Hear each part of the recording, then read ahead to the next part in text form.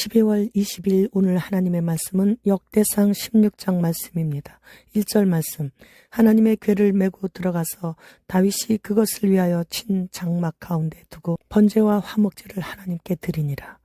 본장은 법궤를 옮겨 안치시킨 후 다윗과 온 백성들이 드린 번제와 화목제와 감사제를 드리는 것과 다윗이 너무 기뻐 여호와께 감사 찬양하는 송축시를 지어 불렀고 또 법궤 앞에서 하나님을 찬양하도록 레위인들에게 각각의 직무를 맡긴 내용입니다. 다윗과 레위 지파와 제사장은 처음에 아비나답의 집에 20여 년간 모셨던 언약궤를 모시고 나올 때 하나님께서 말씀하신 대로 언약궤는 반드시 사람의 어깨에 메고 운반해야 한다는 말씀을 잊었습니다. 그래서 아비나답의 두 아들이 소가 끄는 새 수레에 언약궤를 싣고 나오다가 소가 갑자기 뛰는 바람에 언약궤가 떨어질까 봐 손으로 붙잡았던 우사가 그 자리에서 여호와의 치심을 입고 죽었을 때 다윗은 너무나 두렵고 떨려서 다윗성으로 모셔가지 못하고 레위 지파인 오베데돔의 집으로 모셔갔죠. 그리고 그 후 오베데돔의 집이 언약궤를 모신 후부터 여호와께서 주시는 복의 소문이 왕궁 담장을 넘어 다윗의 귀에까지 들어가게 되자 다윗은 용기를 내고 다윗궁으로 다시 모시기 위해 여호와의 규례대로 레위 자손의 어깨에 메고 옮겼습니다. 7절로 8절 말씀. 그날에 다윗이 아삽과 그의 형제를 세워 먼저 여호와께 감사하게 하여 이르기를 너희는 여호와께 감사하며 그의 이름을 불러하려며 그가 행하신 일을 만민 중에 알릴지어다. 언약궤를 무사히 다윗이 거하는 다윗성으로 모셔 들여오자 이제 체계적으로 언약궤를 섬기고 봉사하는 봉사자들을 세워 먼저 여호와께 감사하게 했습니다. 다윗의 감사 찬양의 특징은 시편 96편, 105편 그리고 106편을 한데 묶어놓은 것 같은 그런 감사 찬양 시입니다. 이사야 42장 8절 말씀.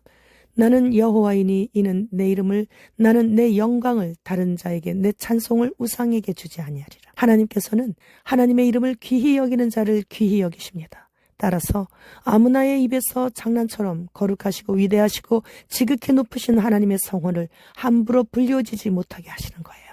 그럼에도 장난으로 또는 깜짝 놀랄 때 무엇인가 못 볼 것을 봤을 때 오 마이 갓 이라고 하죠. 하나님의 이름은 곧 하나님의 영광이십니다. 따라서 하나님을 경홀히 여기는 그런 모든 것들을 하나님은 싫어하세요. 신자 불신자 할 것 없이 입에 붙은 오 마이 갓은 하지 않아야 돼요. 그들이 오 나의 하나님을 알라에게 할 수도 있고 각국에서 섬기는 자신들의 우상에게 할 수도 있는 것이에요. 어차피 하나님이란 뜻은 신중의 왕을 의미하기에 각자가 섬기는 신이 신중의 왕이라고 생각하고 그렇게 판단해서 섬기는 것이기에 하나님의 이름을 자신들이 섬기는 신에 갖다 붙이는 거죠.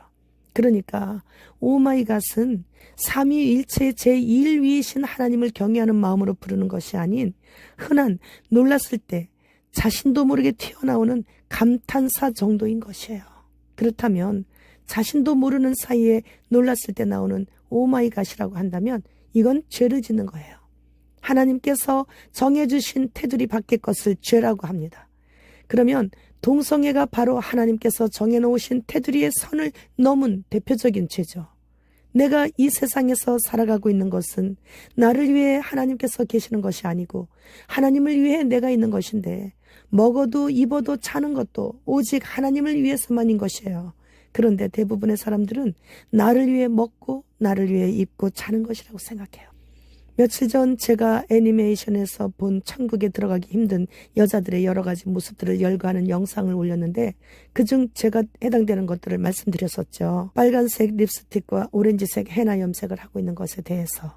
그런데 댓글에서 전도자는 주님을 위해서 한 사람이라도 더 건져내야 하기에 빨간색 립스틱이 오히려 사람들을 더 집중하게 해서 잘 듣도록 하는 데 도움이 된다고 하셨고 또 한 분 미용사이신 구독자님은 오렌지색 헤나 염색이 흰머리를 더 잘 안 보이게 해주기에 좋다고 말씀하셨어요. 지난 주일에 엷은 핑크색 립스틱을 발랐더니 성도들이 창백해 보인다고 빨간색으로 하셔야 되겠다고 그래야 생기가 있어 보인다고들 말씀하셨어요. 저는 길거리 전도자입니다. 길거리에서 마주치는 수많은 군중들이 하나님께 아무런 관심도 없는 표정으로 어디론가 바삐 움직이는데 그들의 시선을 빠른 시간 안에 끌어 집중하게 하는 것이 도움이 되겠다 싶어 그냥 빨간 머리의 N으로 남기로 했어요. 사실 길거리 전도를 할 때 아주 큰 소리로 예수님 모른다고 하지 마세요. 지옥을 예약하는 것입니다. 그렇게 외치면 어디서 누가 무슨 소리를 하는 거야? 이러면서 다 쳐다봐요. 상점 안에 있던 사람들도 다 나와서 두리번거리면서 저를 찾고 있는 거예요. 그때 당당한 걸음으로 쪽성경을 들고 성경 읽지 않고 유튜브만 보다가 다 지옥 가는구나. 성경 읽으세요. 성경 나눠드려요. 성경 읽지 않으면 예수님을 몰라. 그러면 예수님 모르면 다 지옥 가는 거 아십니까? 그렇게 큰 소리로 외쳐요. 그러면 저와 눈이 마주치는 사람들이 똑바로 저를 쳐다보지를 못해요.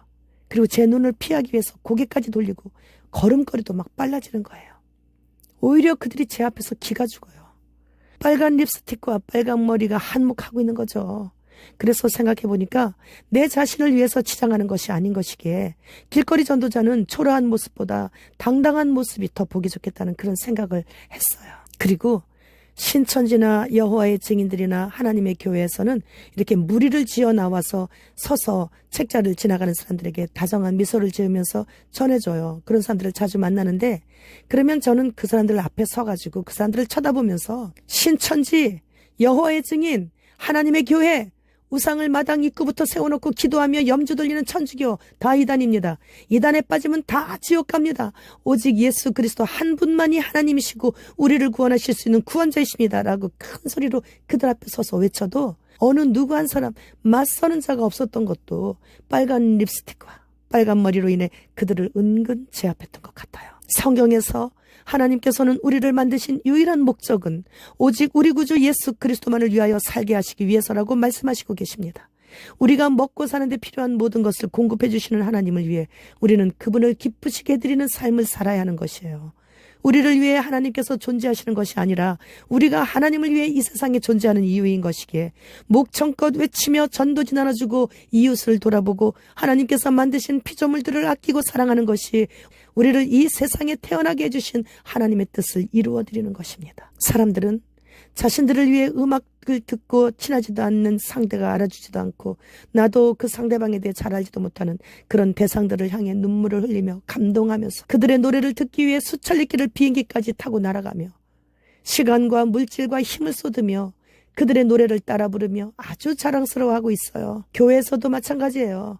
예배라는 이름으로 모여 온 맘 다해 치는 드럼 연주에 박자를 맞추어 눈물도 한두 방울 흘리면서 사력을 다해 눈 감고 두 손 높이 들고 흔들며 힘껏 목청 높여 부릅니다. 그리고 은혜 받았대요.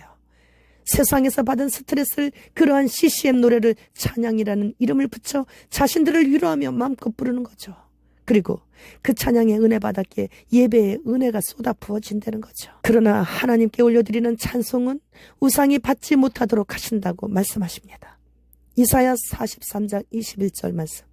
이 백성은 내가 나를 위하여 지었나니 나를 찬송하게 하려 함이니라. 하나님을 찬송하는 것이 하나님께서 우리를 만드신 목적이신 것이에요. 하나님께서 하나님을 위해 우리를 지으신 것이고 우리는 그분을 찬송으로 감사를 올려드려야 하는 것이 우리가 이 세상에 사는 목적인 것이에요. 하루를 살다 가더라도 이 사실을 잊지 않아야 됩니다. 다윗과 같이 항상 감사 찬양을 올려드려 창조주 하나님의 이름을 영화롭게 해드려야 돼요. 적들은 세계 정부에 동의할 수 있는 연령을 12세로 낮추라고 합니다. 소아성애를 비범죄할 것을 명령하는 거예요. 부모들이 여기에 동의하지 않으면 양육권을 박탈하는 법을 세우고 있어요. 대부분의 딥스들이 소아성애자들이기 때문이죠. 캐나다는 질병이나 가난 때문에 자살하고 싶은 어린이들은 부모 동의 없이 안락사에 스스로 동의할 수 있다고 그렇게 의사들까지 권장을 하고 있습니다. 네덜란드는 1세에서 12세 어린이 안락사를 법적으로 허용했습니다. 낙태 클리닉의 통 속에서 발견된 태아 시신들이 한 통 가득 담겨있는 영상을 봤어요. 어떤 태아는 누군가를 쳐다보는 듯한 그런 모습도 있었고 어떤 태아는 모든 것을 일찌감치 포기하고 그냥 받아들인 듯한 그런 표정으로 마지막을 마감한 그런 태아의 모습들도 있었어요. 이러한 태아 살인을 나라마다 거의 다 합법화시켰고 뱃속에서는 사람이 아니고 태어나서부터 사람이라고 그래서 낙태를 죄로 여기지 않게 하기 위해서 뱃속에서 살아온 1년의 나이를 없애고 만 나이로 하는 완전 사탄적인 것을 우리나라도 올해부터 실행하고 있죠. 주님 어서 오시옵소서. 마라나타.